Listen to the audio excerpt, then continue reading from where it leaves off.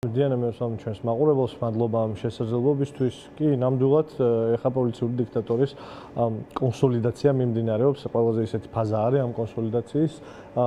მე ვიტყოდი ფინალური გამომდინარე იქიდან, რომ აი ეს რაღაცა სწრაფი სპრინტის პრინციპით მიდის საზოგადოების სრული შოკირება, შოკში ჩაგდება, ეგრეთ წოდებული შოკური თერაპია. ეხა ეს შოკში ჩაგდება, რომ შიში დაამკვიდრონ როგორც ყველა მხრიდან რაღაც მოგუდვის მცდელობა. სხვა წერტილიდან ბევრი აბსურდული და აგრესიული პირდაპირ თქვა რა, ეს არის აგრესიული, შეიძლება ფიზიკური აგრესია იყოს, მაგრამ ტვინზე აგრესია ხო, ეს ადამიანის ტვინებზე აგრესია არის, ბევრი აგრესიული ქმედება, რომელსაც ადამიანი კარგავს თავარ ხაზს და ამ პროცესშიც ის ბოლოს აღმოჩნდება, რომ ამ ქვეყანაში კანონების ერთობლიობით, პოლიციის ქცევით, ადამიანების ჩაკეტვით ციხეებში შემდეგ დამყარდება პოლიტიკური რეჟიმი, რომელსაც შეიძლება დავარქვათ ისეთი მწვავე ავტოკრატია და დიქტატურა. ამიტომ ეს მყარდება და მართლა ერთადერთი გზა არ არის. არ მგონია რომ რამე დეფიციტი იყოს, უბრალოდ მართლა ეხა არის ისეთი ტიპის კონსოლიდაცია და ერთიანობა საჭირო, რომელიც აისახება როგორც ქმედებებში, ისე რაღაცა მართლა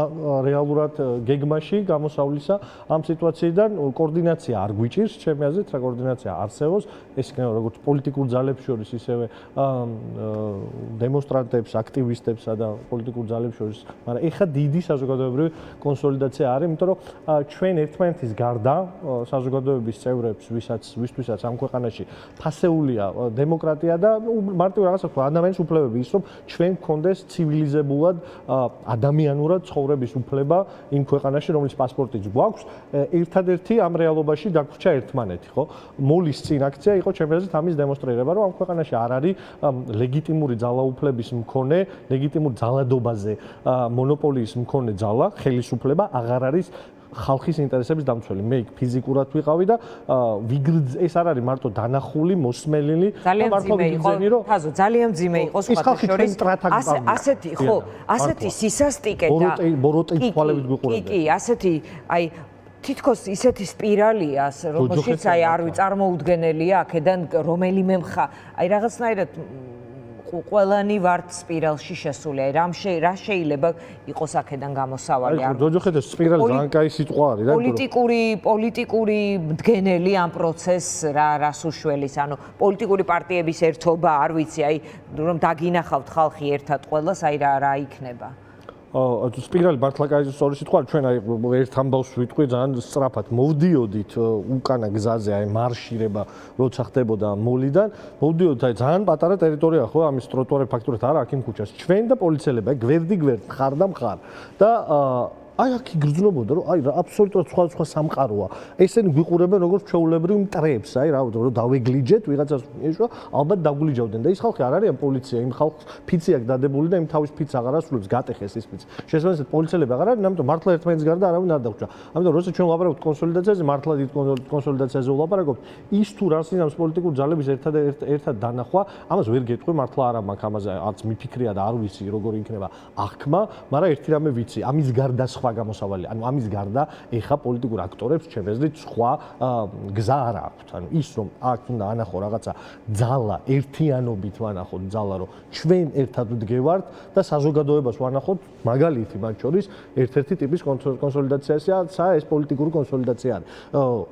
ჩვენ მოთხოვნებში, მეტნაკლებად ტაქტიკებში და მიდგომებში თითქმის იდენტურად უყურებთ ამ პროცესებს და ამის მიღმა არსებობს გარკვეული პოლიტიკური გემოვნებითი შეზღუდვები, ასე დავარქვათ თუ მარტივად და ასეთი ტიპის რაღაცა ერთმანეთს შორის გაუგებრობები. ეს უნდა გადაიდოს ახლა გვერდზე, არ არის გემოვნების საკითხები, აღარ არის წინა პლანზე გამოსატანი. ეხლა საზოგადოებამ უნდა ნახოს, რომ პოლიტიკური ძალები ფიზიკურადაც ერთად არიან და ერთ გზაზე დგანან და ეს უნდა იყოს ერთ-ერთი მამოძრავებელი იმისა, რომ მართლა კონსოლიდაცია, ანუ მიტინგმა, დემონსტრაციებმა საპროტესტო პროცესმა მეტი ადამიანი გააქტიუროს. მე დარწმუნებული ვარ იმაში, რომ უმრავლესობა საზოგადოების რესურსი აქვს, სწორედ ამ ქმედებების ჩემი აზრით ფონზე. აქვს. ნახეთ, მაღალი სასჯელები, საკანონმდებლო ხაფანგები, კანონები როგორც სასჯელები, სასამართლოს გადაწყვეტილებები როგორც სასჯელები, ყველაფერი როგორც სასჯელი. ქმედებები, პოლიციის მათ შორის დღეს ჟურნალისტებს თავად მიუჩინეს თურმე ტროტუარზე ადგილი ყვებოდნენ და შემდეგ როგორ ეს ვთქვათ ერთი ხელის მოსმით ხელს კრავდნენ, ქალი კაცი არ ქონდა მას მნიშვნელობა, აი როგორ ექცეოდნენ, ანუ მტრად აღქმა შეიძლება აბტრად აღგიქვას ოცნების წარმომადგენელმა, ლელოს წარმომადგენელი, პოლიტიკური ამბავია ჩვეულებრივი. კახარიას წარმომადგენელმა, ხალხის ძალა, მაგრამ პოლიციელმა მოქალაქე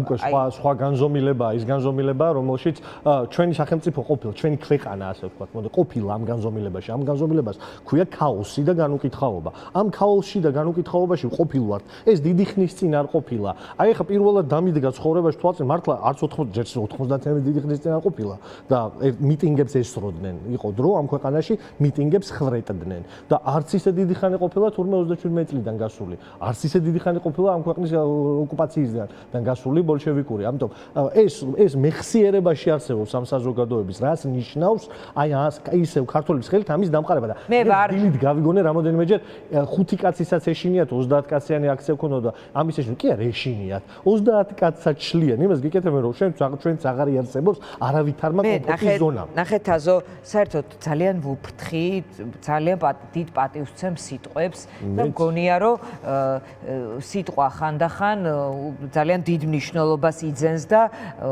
ამიტომ აი ეს ჰიპერბოლიზება შეფასებებში, დიქტატურა და ასეთ შეფასებებს არასოდეს არ ვემხრობოდი, ისედაც მე ამ ტიპის შეფასებების არ ვაკეთებ და ის ქვეყანა რა კონდიციაში ახლა ამის შეფასება ჩემგან არის წარმოუდგენელი, მაგრამ აი სულ ვცდილობ რომ სტუმრებსაც ამისკენ მოვუწოდო, ანუ მაინც თუმცა აი ისე გძნობ რომ ამასობაში ისე მძიმდება ვითარება რომ წარმოუდგენლად. მე თქვენ ეთერში მაქვს ნათქვა მიგროვ ნანობ ყველა ჯერზე როცა აი ასეთი შეფასება მიმიცია და შეიძლება რა პოლიტიკური მიზნებით ცოტა უფრო შემილამაზებია რაღაცა პროცესი, იმიტომ რომ ეხა მართლა ვარ ავტოკრატიული ზოგადად პოლიტიკოსები ყველანი ამ სტუდიაში ხო ეს ტერმინს უფრო ჰიპერბოლიზებით არიან დაკავებულები და ამასობაში რეალურად რა ვითარება. ამასობაში რეალურად აი მაგითო ვთქვი, არც ისე დიდი ხნის წინ იყო ალბათ თქვენ ეთერში ვთქვი მახსოვს კარგად.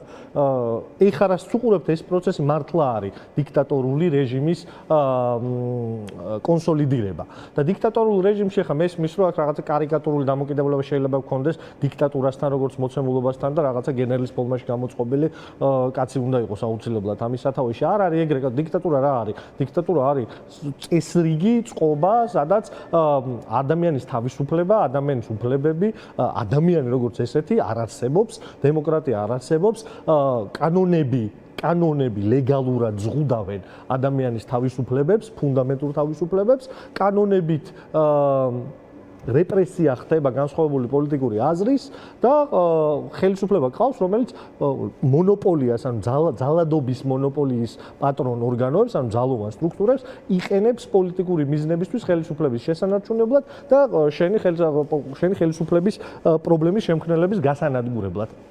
მითხარით რომელ ნაწილს დეფინიციის არ ნახავთ დღეს საქართველოში. ყველას ნახავთ. ამიტომ კი, ნანობ აბსოლუტურად ყველა ჯერზე თუ აქამდე ოდესმე პროცესში პოლიტიკური ელფერის მისაცემად ეს თქვენ ნანობ არ იყავით ამით, თორემ ძალიან დიდი ხნის წინ კეთდებოდა სხვების მხრიდან შეფასება და ასე ნელ-ნელა და ზედმეტი იყო და არასწორი იყო და ამან ისე დამძიმდა ყველაფერი, რომ მართლაც აღარ შევალ ამ დეტალში ბევრად ცუდი რაღაცეები შეკეთებია ოპოზიციურ მხარესაც ამ პროცესში, როდესაც არ ვიცი 1000 სიგიჟეს იყენებდნენ რიტორიკაში იმისთვის, რომ თქვა ივანიშვილის დემონიზება მოგვეხდინა. ძველ დროს ვიძახი, მაგრამ რას იცამ?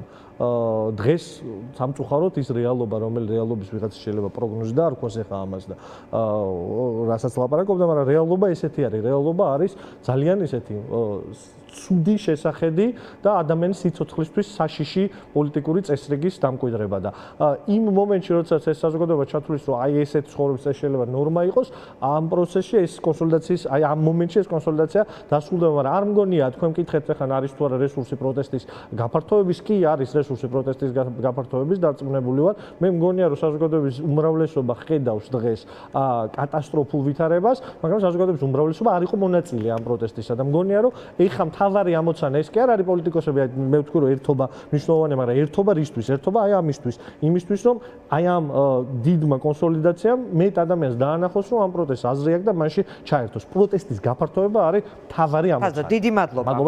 მადლობა მაყურებელს, ჩვენ ხვალ შევხვდებით ერთმანეთს ნახვამდის.